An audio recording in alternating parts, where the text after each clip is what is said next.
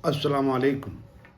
बिस्मिल्लाहिर्रहमानिर्रहीम। रब्बि अशरह ली सदरी व यस्सिर ली अमरी वहलुल उक़दतम मिन लिसानी यफ़क़हू क़ौली। दोस्तों, आज हमारी वीडियो का जो टॉपिक है वो है कि रूहानी मुआलिज से किन सूरतों में फैज़ नहीं मिलता। ये जो वीडियो है ये बड़ी काबिल तवज्जो है।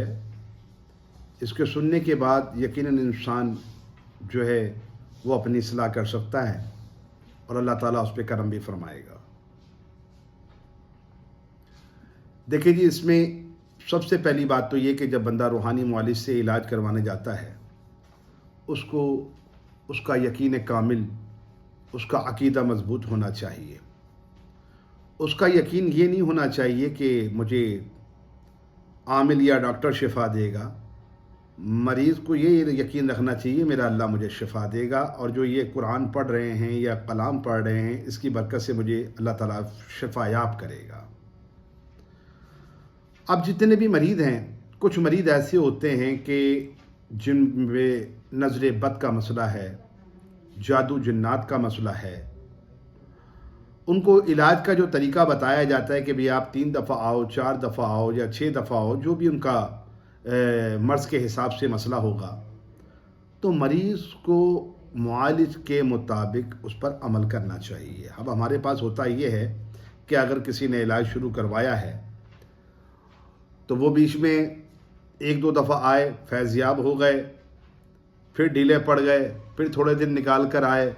इस तरीके से क्या होता है कि अमल कमज़ोर पड़ जाता है और मुआलिज को दोबारा से मेहनत करना पड़ जाती है। तो ये चीज़ ठीक नहीं है।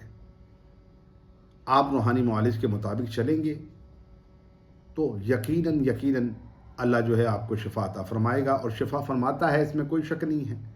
क्योंकि जितने भी मेरे व्यूवर्स हैं और जितने भी मुरीदैन और अक़ीदतमंद जो हमसे मुंसलिक हैं वो जानते हैं कि सैकड़ों की तादाद से दुनिया हमारे पास आती है और शिफायाब होके जाती है।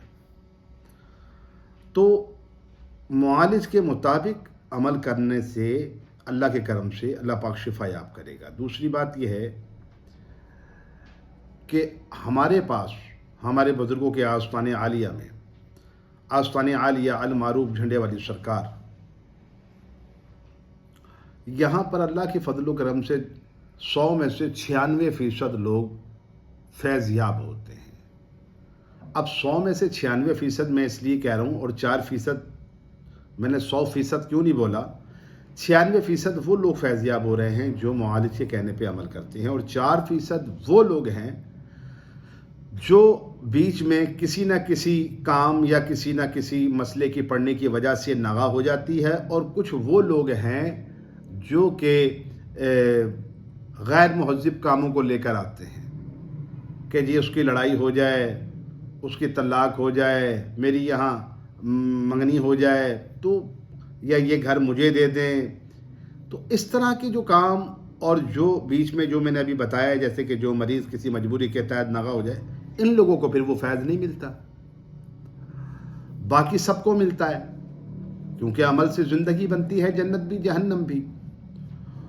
तो अल्हम्दुलिल्लाह हमारे बुजुर्गों के आस्ताने से 96% लोगों को फैज़ मिलता है। 4% वो लोग हैं जो नागा करते हैं या गैर मुहज़्ज़िब काम लाते हैं। ज़ाहिर है हम उनका काम नहीं करते, फिर तो काम कहाँ से होना उनका। तो इसलिए अगर आप मुआलिज के मुताबिक चलते हैं तो बहुत अच्छी बात है। अब आज के दौर में मरीज़ चाहता क्या है कि जैसा मैं कह रहा हूँ वैसे सामने वाला मेरा इलाज कर दे। अब आप मुझे बताओ ये बात कैसे मुमकिन है कि जब आप किसी मुआलिज के पास या डॉक्टर के पास जाके कहें, ठीक है ना, कि डॉक्टर साहब मुझे लाल वाला टीका लगा दो और पीली गोली दे देना, उससे मुझे फ़र्क पड़ जाता है, तो वो डॉक्टर जो है वो सर पकड़ कर बैठेगा कि यार मैं लाखों रुपए लगा के मैंने तालीम और तरबियत हासिल की, अल्लाह ने मुझे इस काबिल किया, तो अब ये मुझे बताएंगे कि टीका कौन सा लगाना और दवाई कौन सी देनी है। हालांकि ये तो मुआलिज को बताना चाहिए ना। तो रूहानियत के अंदर भी कुछ इसी तरीके से होता है कि ज़हनी तौर पे, और ख़ुसूसन बिलखुसूस ख़वातीन जो है वो ज़हनी तौर पे प्रीपेड होकर आती हैं। हाँ जी, तावीज़ दे दें। भाई तावीज़ किस लिए दे दें आपको? ये तो मुआलिज ही बेहतर बताएगा ना कि मामला क्या है। असल मामला तो तशख़ीस के बाद ही सामने आता है, उसके मुताबिक ही अमल किया जाता है। تو یہ جو میں نے آپ کو تھوڑی سی وجوہات بتائی ہیں، ان بنا پر روحانی معالج سے انسان کو اس طریقے سے فیض نہیں ملتا، اور جو لوگ عمل کرتے ہیں معالج کے کہنے پر، اللہ کے فضل و کرم سے اسے فیض ہی فیض ملتا ہے۔ تو بہرحال یہ ہے کہ میں آپ سب کے لیے یہ دعا گو ہوں کہ اللہ تعالیٰ آپ سب پر اپنا رحم و کرم فرمائے۔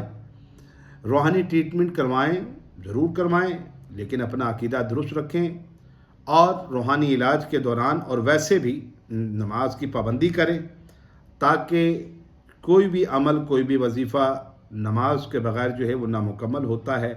جب آپ اس پر عمل کریں گے تو اللہ تبارک و تعالیٰ آپ کو شفا یاب فرمائے گا۔ میں امید کرتا ہوں کہ اللہ آپ پر رحم کرے، کرم کرے، فضل کرے، اور آپ میرے لیے بھی دعا کیجیے۔ بہت شکریہ۔ السلام علیکم۔